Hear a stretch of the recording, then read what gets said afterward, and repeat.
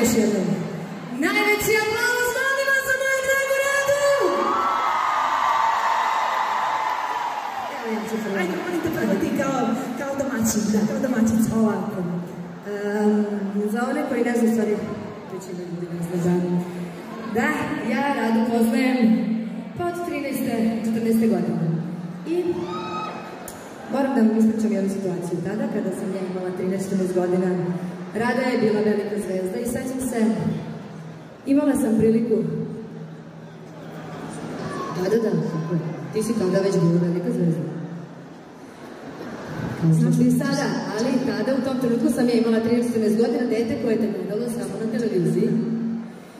I dolazim ja, kažem ja Rado, ja volim da pevam, pa nešto je pogušim, kažu ona, sada lepo dođi, sad sam se imala se nastup u Subotici, izvela me na binu kada sam imala 14 godina i nikada neću zaboraviti taj trenutak.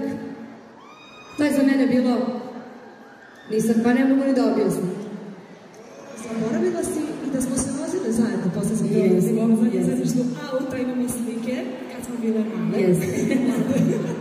Tako da, za mene jako lepa sećanje veže za Radu. Radu poznam toliko godina i mogu da kažem da je zaista posebna u svakom smislu, da je jedan divan čovek, jedna osoba koja zaista svakome želi dobro, ja to slobodno mogu da kažem jer je dobro znam i Rada zna koliko se uvek radi u svakom njenom uspehu i znam da uskoro izlazi ludilo. Neću ja da ne javim, ti ćeš da kažeš. Znam da sam uvek imala tvoju podršku od samog početka i ja sam ti rekla na putu za Osijek da sam spremila jako lep govor koji sam naravno zaboravila. Ja naravno ne znam više nijednu reč koju sam vežbala 2,5 sata u kolima. Želim samo da kažem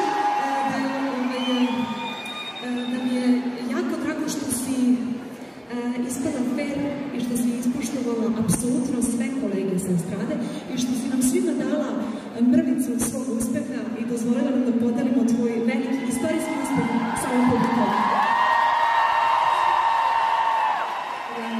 Želim još puno vremena, kako znam da će mi biti, tek si počela i nastavi ovako do 105 pa opet, što bi se rekao. A sad ako hoćeš malo, vrlo malo da govoriš. Hoću, ali pre toga hoću da kažem još nešto. Ja znam da ti pripremaš album, mogu da kažem. Reci. Mogu da kažem da pripremaš album, sigurno i turneju i verujem da će biti prilike da se ja tebi odužim, da budem tvoj gost. Kako je to pitanje, to će se naravno desiti, samo eto da se desi konačno taj album koji čeka na 100 godina. Ja se nadam da i ja želim da čeka nove